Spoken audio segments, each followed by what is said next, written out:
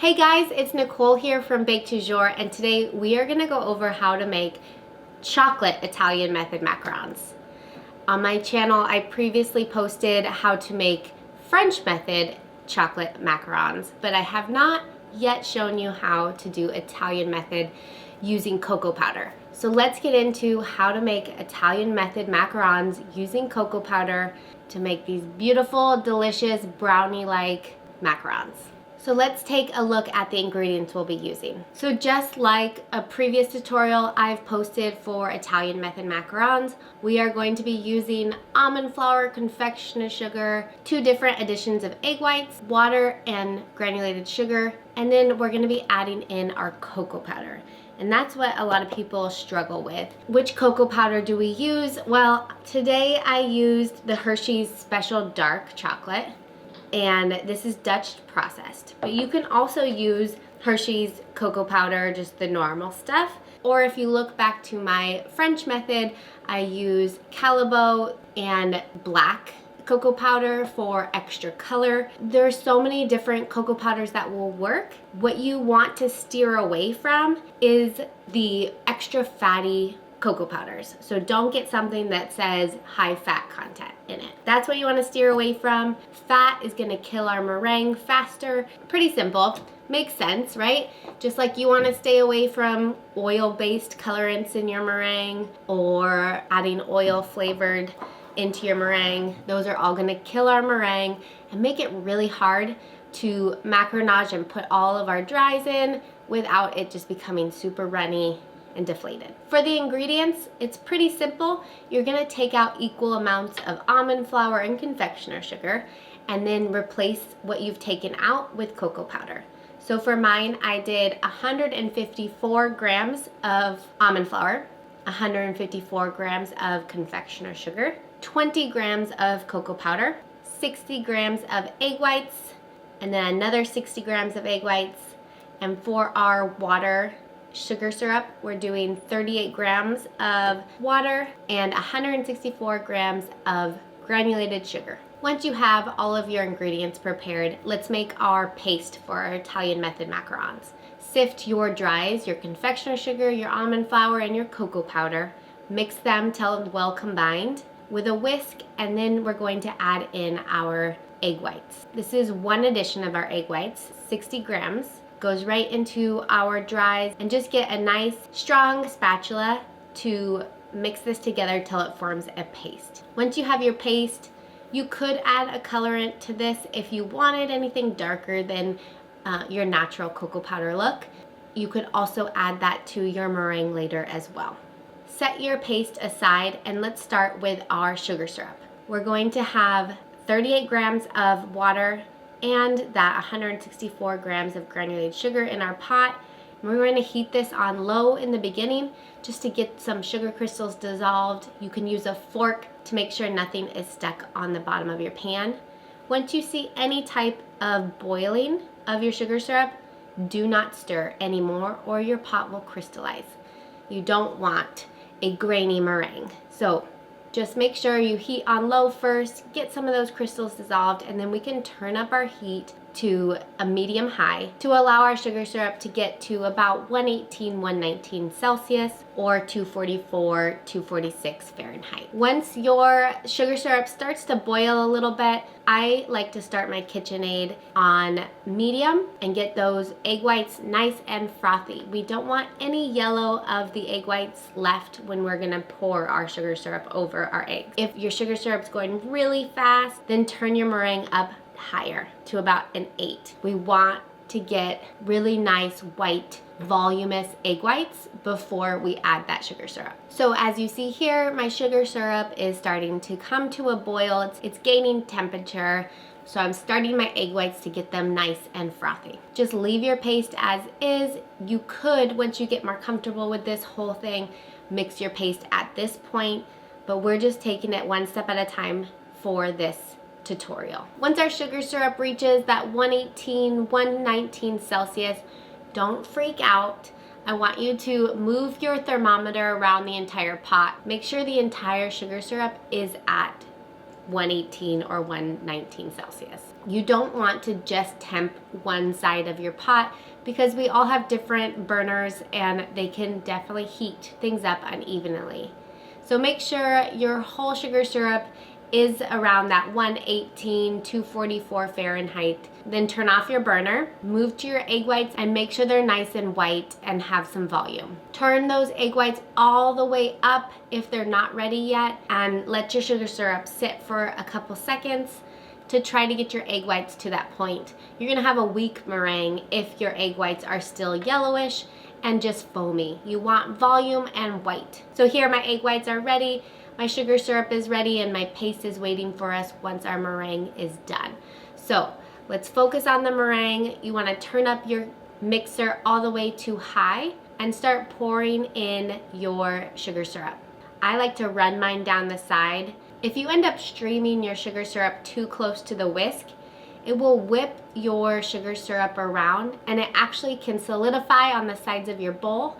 And then you get these chunks that eventually might join in your meringue and it becomes really grainy. So you want to make sure, one, you don't get burned, right? If your sugar syrup goes on the whisk, you could also get hurt and it could fling up in your face. But two, you also want a nice silky meringue. So just pouring it right down the side, let it kind of melt on itself down the bowl, and most of your sugar syrup will end up where you want it, which is in your egg whites, making this beautiful shiny meringue. Once you've poured all of your sugar syrup into your egg whites, you can turn your mixer down to medium-high.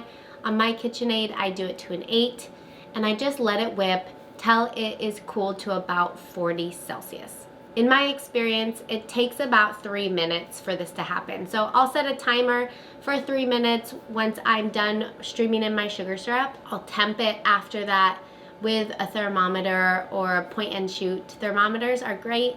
And the goal here is just to have it around 40 Celsius. You still want it warm because it incorporates better into your paste at that point. Once you have a medium peak and your meringue has cooled to about 40 Celsius, we're ready to start mixing. This is just like regular Italian method macarons now. You're gonna add in about a quarter of your meringue, and this first addition is just like sacrificial, right? We're just deflating the poop out of it, but the point is to get it nice and fully incorporated into our paste to start the lightening up process. This is gonna help us when we're adding in our second and third addition. It's not so stiff. It's gonna help it incorporate into our meringue without deflating it. So go ahead, put your first addition of meringue in. On your second and third addition, slowly incorporate those in, doing a folding method and not deflating at this point.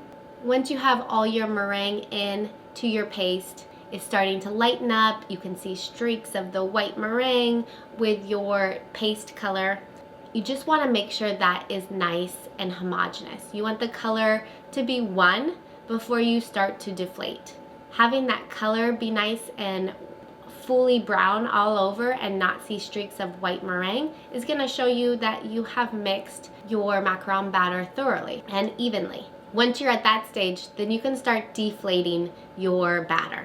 And this is that macaronage process, right? So just push your batter against the sides of the bowl, and we're going to tumble our batter as well. Tumble, push, making sure you get at the bottom and the sides and whatever's on your spatula. Make sure you incorporate all those things. My biggest tip for when to tell when your batter is ready is to take a nice large amount of batter on your spatula and let it stream down. Yes, you want it ribbon-like, you want it to be flowy, but you also want to look what's inside your bowl. As it lays on top of itself, you want it to meld out. In about 15 to 20 seconds, you want it to be nice and smooth. So thick, flowy, and meld into itself in your bowl is what you're looking for. Once your batter is ready, you can put that into your piping bag and just pipe out your macarons. So here I have a template already on my silicone mat, and I am simply keeping my tip about a quarter of an inch away from the silicone mat and holding it steady and applying pressure to let the batter come out and then stop pressure when it has almost filled my circular template.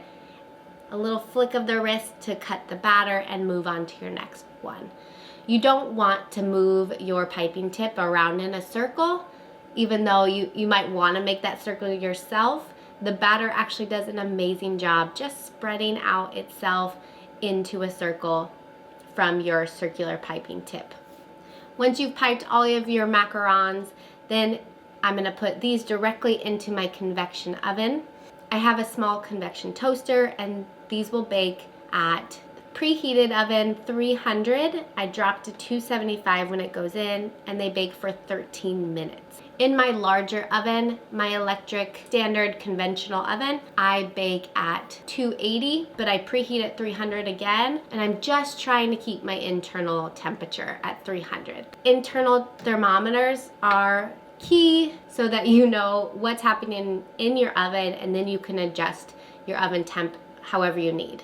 But the goal here is 300 Fahrenheit inside your oven. For my regular conventional oven, I bake about 9 minutes, and then I'll flip my tray, and then another 9 minutes. So about 18 minutes. Some, depending on how big they are, you might need 20. In previous ovens, I've had to bake 22 minutes. It really depends on your oven.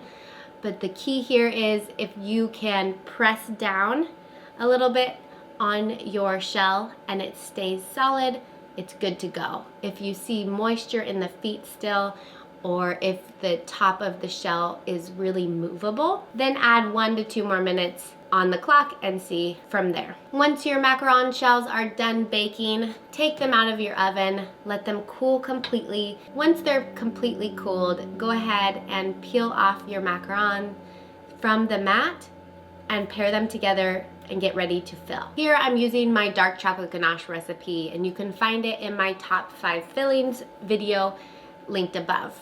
So I'm using this ganache as a dam, and then I'm putting a pistachio marshmallow buttercream in the center. For this pistachio marshmallow buttercream, I'm using Brave Tart or Stella Parks marshmallow buttercream, which is absolutely fantastic. It tastes like Swiss meringue buttercream almost, but without the eggs.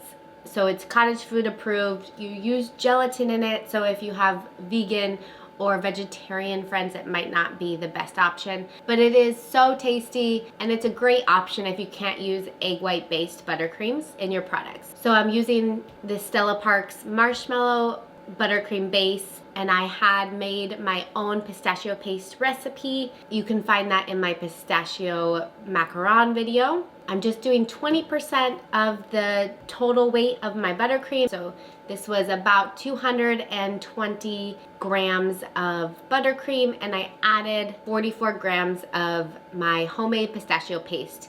Mix it all together, and this forms this light and airy pistachio buttercream. After I've filled my macarons with our chocolate ganache and our pistachio marshmallow filling, I added some dusting of pistachio by just blitzing my pistachios in a food processor, and then sandwiched up these cookies, put them in an airtight container, let them rest for 24 hours at least, and then here I put them in a little mini tower display.